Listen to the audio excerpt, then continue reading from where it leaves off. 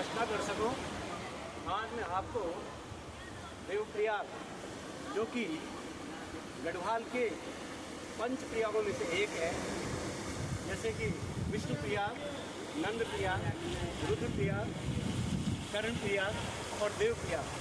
देव प्रयाग यहाँ पर ये अलकनंदा है और इधर उत्तरकाशी साइड से गौमुख से निकल करके भागीरथी आती है और यहाँ पर गंगा बनती हैं। भागीरथी और अलकनंदा का संगम होता है। देवप्रयाग वो क्षेत्र है जिसे कि ब्रह्म क्षेत्र या सुदर्शन क्षेत्र भी कहते हैं। मान्यता है कि यहाँ पर ब्रह्मा जी ने भगवान विष्णु की तपस्या की थी और भगवान विष्णु की तपस्या के बाद उन्हें सुदर्शन प्राप्त हुआ था।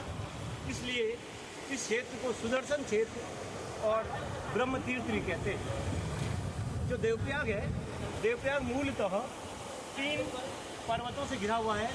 ये वाला जो पर्वत सामने है इसको दशरथांचल कहते हैं और यहाँ पर दशरथ जी ने तपस्या की थी और यहीं पर महाराज दशरथ को श्रवण के माता पिता का शाप मिला था और इस शाप से भी वहाँ पर तपस्या करके वो मुक्त हुए थे। ये वाला दशरथांचल है।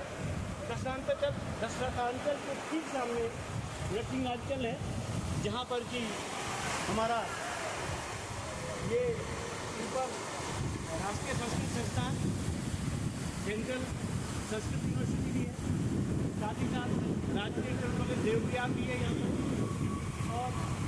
और सारे पर्यटन के रिसोर्ट वगैरह ये सब है।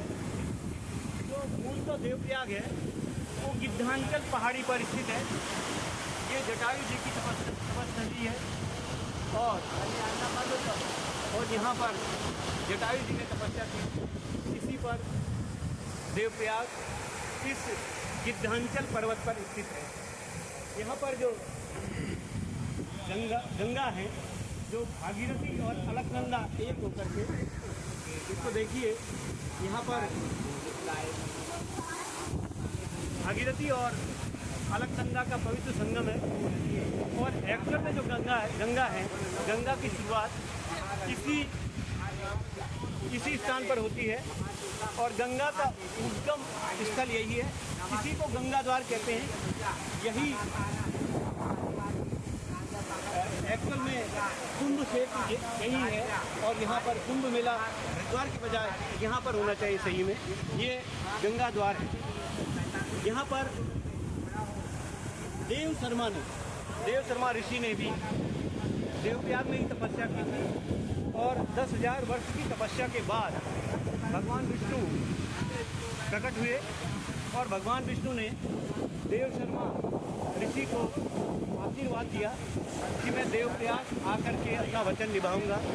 तो त्रेता युग में भगवान ने वो अपना वचन निभाया और त्रेता युग में भगवान रामावतार में देवप्रयाग आए और देवप्रयाग में आकर के भगवान ब्रह्म हत्या के पाप से मुक्त हुए। ब्रह्म हत्या के पाप से मुक्त हुए। इस प्रकार जो यहाँ पर देवप्रयाग है, यहाँ पर प्रसिद्ध रघुनाथ मंदिर भी है। रघुनाथ मंदिर में ये ऊपर को जाने पे है और यहाँ पर जो देवप्रयाग है, यहाँ 3 मुख्य बाजार है। एक बहा बाजार है जो पौड़ी वाले क्षेत्र में है और इधर बीच में बीच बाजार और इधर नीरी का दूसरा जो पुल को पार करते हुए आपको शांति बाजार मिलेगा। यहीं पर भगवान रघुनाथ का प्रसिद्ध मंदिर है, जहाँ पर कि 101 सीढ़ियाँ पार करके ऊपर जाकर के हम भगवान रघुनाथ के दर्शन करते हैं। भगवान रघुनाथ की जो मूर्ति है वो 6 फीट मूर्ति है और मंदिर के गर्भगृह में स्थित है। और यहाँ पर जो देवप्रयाग है, देवप्रयाग को दक्षिण भारत के जो पवित्र ग्रंथ है अरावल, उसमें कंडवेण कुटी नगरम भी कहा गया है। तो ये दक्षिण भारत की जो परंपरा है उसका भी एक प्रसिद्ध स्थान है ये देवप्रयाग में अभी निर्माणाधीन ये पुल यहाँ पर बन रहा है और ये पुल भी जब बन जाएगा तो यहाँ पर 3 सेतु हैं ये जो सेतु है ये पौड़ी और टिहरी को जोड़ रहा है।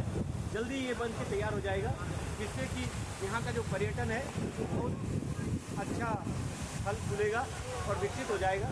साथ ही साथ यहाँ की जो प्राकृतिक सुंदरता भी है वो भी देखते ही बनती है। यहाँ पर जो ये रॉक्स है, ये रॉक्स इस तरह की रॉक्स है कि आग्नेय चट्टानें हैं ये, और ये चट्टानें भूकंप का भी कोई प्रभाव इन पर नहीं पड़ता है किसी प्रकार। यही कारण है कि जब जब यहाँ पर भूकंप आए तब तब देवप्रयाग पर कोई भी प्रभाव नहीं इसका पड़ा। तो एक बार आइए, देवप्रयाग के दर्शन करिए। आप रघुनाथ मंदिर के दर्शन कर सकते हैं, पवित्र गंगा में डुबकी लगा सकते हैं। यहीं से गंगा जी शुरू होती है। गंगा जी यहाँ पर अलकनंदा इधर से आती हैं, अलकापुरी ग्लेशियर से आती हैं, भगवान बद्रीनाथ के पैरों को धोते हुए आती हैं, और उधर से गोमुख से जो है भागीरथी आती हैं। दोनों का यहाँ पर संगम होता है और यहाँ गंगा कहलाती है। तो एक बार आप सब लोग आइए और देवप्रयाग में पवित्र डुबकी लीजिए, रघुनाथ मंदिर के दर्शन कीजिए, और साथ ही साथ यहाँ के जो पवित्र और दूसरे क्षेत्र हैं जैसे धनेश्वर मंदिर हुआ और दूसरे